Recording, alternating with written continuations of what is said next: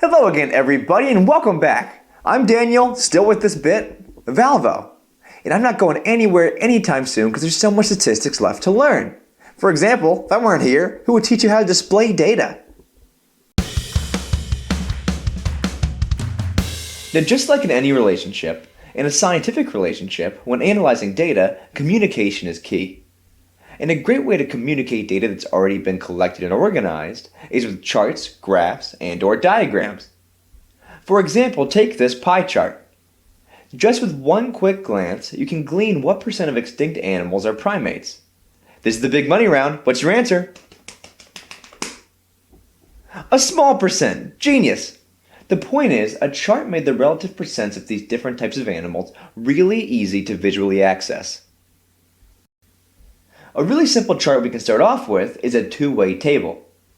A two-way table is a table that displays